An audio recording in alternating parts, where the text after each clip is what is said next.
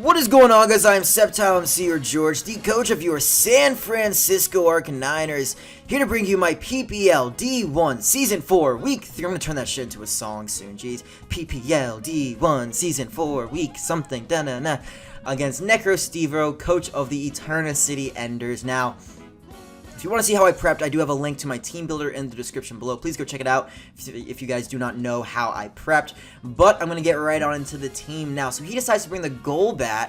Did not expect that really too much. The Garchomp, the Blastoise, the Rhyperior, the Volcarona, and the Gardevoir. Immediately I'm thinking, wow, there is no Weavile at all. That's great, fantastic for me. That means my Yache Berry on my Salamence can be used for the Blastoise.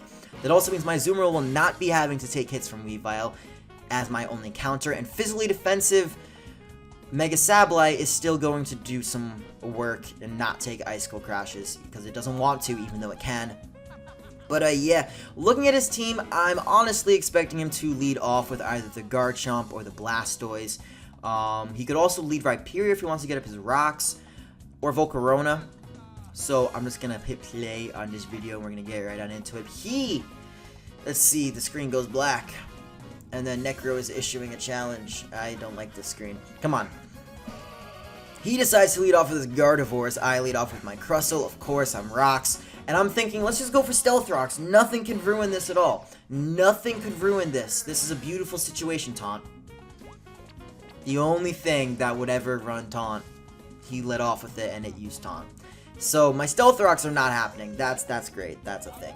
But I decided to switch out because I'm looking at his team. The only thing that can set up Rocks is the Garchomp, and if that comes out, I'm just gonna hard switch into my Crustle anyway. He decides to go for the Moonblast on the switch. I am Assault Vest on my Tangrowth. Now I do decide just to click Knock Off here, hoping he would want to go out into his Golbat. He turns out wanted to go into the Volcarona instead, taking that Knock Off. Now right here, I'm actually gonna pause the video and I'm gonna talk about this play. So he can go for a Quiver Dance. He can go for a Fiery Dance, a Fire Blast, a Bug Buzz, a Giga Drain, or the HP Ice. Those are his moves right there. He could go for any of those in like any assortment. And I was thinking about it, and my Salamence, the only move I can hit it with is the Draco Meteor. That's all I have to hit it with. And if he starts setting up the Quiver Dances, I can't take him out with a Draco. And if he has the Roost, I'm in a huge problem. So I decided to make the safe play, in my opinion, and go into a Azumarill, and Necro makes an amazing prediction here and goes for the Giga Drain, expecting Mr. Bunnyman to come out. Now, we're not Assault Vest, so this is still going to a KO without the Life Orb, which is unfortunate. However, I'm looking at the damage, and I'm like, okay, that's not the worst thing in the world. I don't need this thing to take hits from the likes of the Weavile anymore, because it's not there. He didn't bring it. He decides to make a switch out into Blastoise here, expecting me to want to go for an Aqua Jet or something like that. I decide to make a double switch out into my Flygon, which is my Salamence, of course. Funny nicknames are funny. Get the Intimidate, and I'm like, you know what? Ice Beam, taking an Ice Beam right now, I'm perfectly fine with that. I'm perfectly fine with taking about maybe 60% of my health right here just to get a massive amount of damage on the Mega Blastoise.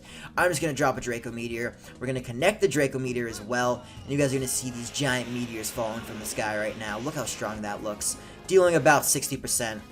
And I was hoping I'd be able to 2-hit KO. Unfortunately, I'm not able to. He goes for Ice Beam. Of course, I have the Yache Berry. I'm not concerned with losing my Yache Berry at all at this point, because there's no Weavile. Weavile being gone is just making me happy. He is about 75% to me. And I'm just going to hard switch out of there. I'm not staying in. There's no way I'm staying in on this Pokemon if I can't take him out. With another Draco, I'm going to make the play back into his Azumarill right now, as he decides to reveal that he's a Rest set. So I'm assuming his set is Rest and the Sleep Talk, the Ice Beam, and the Scald, which means he has no way of touching my Azumarill. Now, what I'm going to do right here is I'm going to predict him to want to make the switch out into the Golbat, and I'm going to fire off a Waterfall. I do have the Double Edge, but I didn't want to take the recoil, and I figured he's asleep. He's not going to stay in on the possibility of a Banded Play Rough. I'm going to go for Waterfall, and I calc the damage. Now, this has to be max defensive. Maybe it's like a little bit of a roll if he decided not to run some defensive investment, decides to run some speed, but it's pretty much max defensive. And right here, I go in a Crustle, and I'm just like, you know what? I want to fire off a Stealth Rocks right now. Because if I want to force him to defog, I can probably take him out with something else. I do also have the Rock Wrecker on this Pokemon just for the lulz, just because I wanted to. Go for my Stealth Rocks as he decides to go for a Roost right here.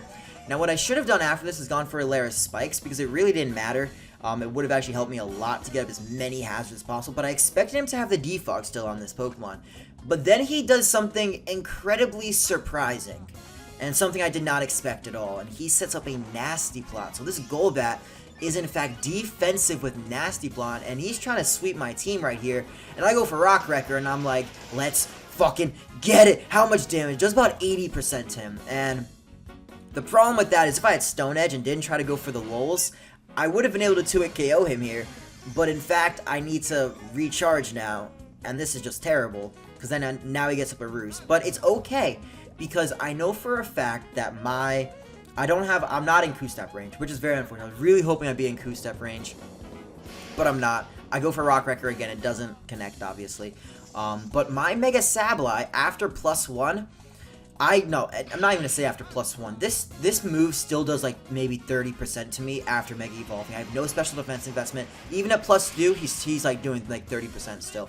So I get my priority Calm Mind off, which is making it do even less. Go for Calm Mind, and I just know for a fact I will win this war 1v1. And if I get up enough Calm Minds, I can sweep his entire team. The main goal behind the Mega Sably set was I'm going for Calm Mind. I'm going to take out whatever I'm setting up on, and he's going to go into Gardevoir to try to break me and go for a Moonblast, and I just go for Shadow Ball, I take that out, and then he's going to have to sack something else, or he's going to have to revenge killing with something else, just giving me initiative, and that's my plan right here. I'm going to go for Calm Minds. I don't believe that this Golbat is going to be able to do anything to me. Goes for Heat Wave, I see how much damage it does, I'm just like, okay, let's see how much. It does 50. That's not even a third of my health. So I go for Will-O-Wisp on this turn. The reason why I went for Will-O-Wisp there is so I could expedite the process. I can recover now, and then a Shadow Ball will take him out. And right here I click Recover, and I know at this point, good, the Golbat's going to die, then the Gardevoir's going to die, but he crits me. And this is where I start realizing how behind I am in the game. For I am going to have to, as soon as my Salamence actually comes out, because I do go into Salamence right here, I need to talk about this play.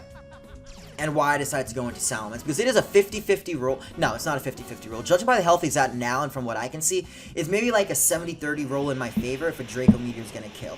A way I could guarantee I kill the Golbat is if I go into my Hitmonlee and I go for the Fake Out, I get the Unburden, and then I go for Stone Edge after that.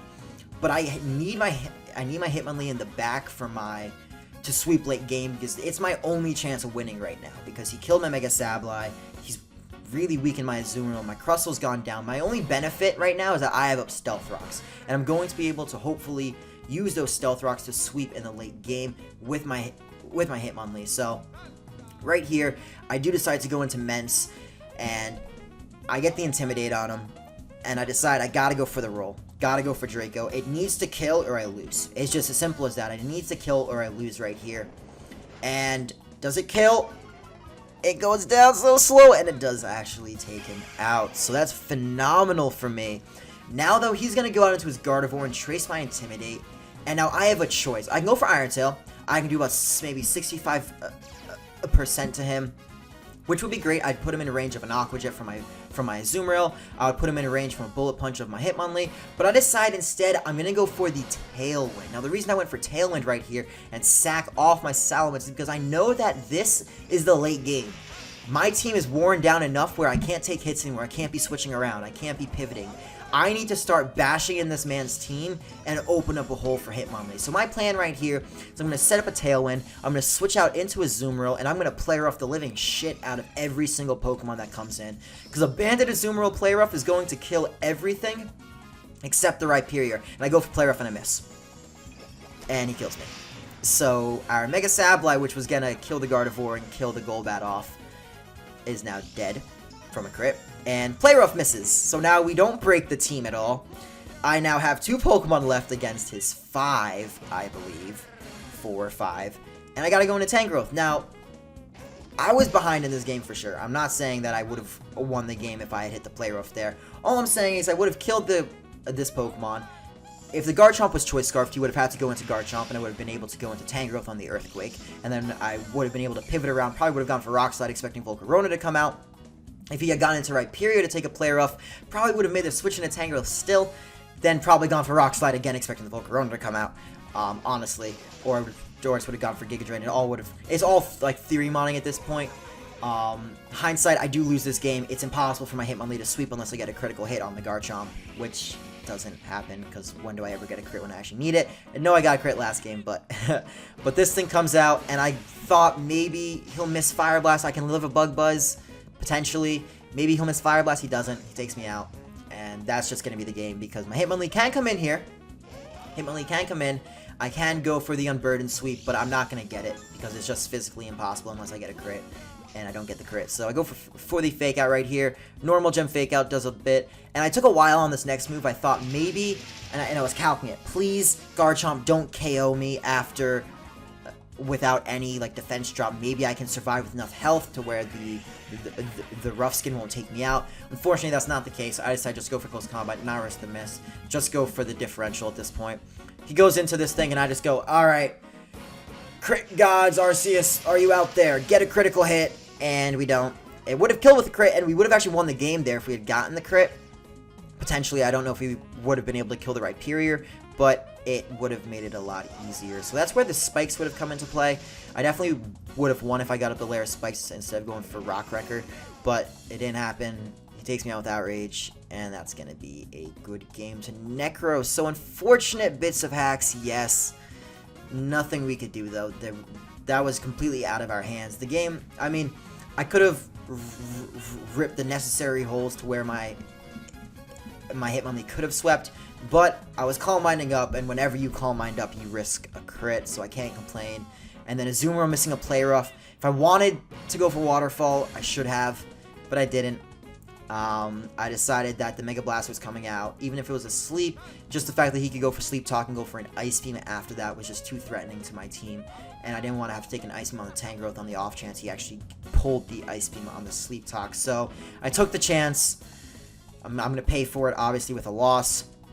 Title hopes for PPL are pretty much gone unless I win every single game from now on, which is possible. It's always possible, but let's be real, guys. When do we are known for going on streaks, and then just late season we just drop. But anyways, guys, that is going to be the end of the video. If you did in fact enjoy, I'd really appreciate if you did leave a like, rating, comment, or subscribe. I'm SceptileMC or George, coach of your San Francisco Arcaniners, and I'll catch you guys next time. Peace!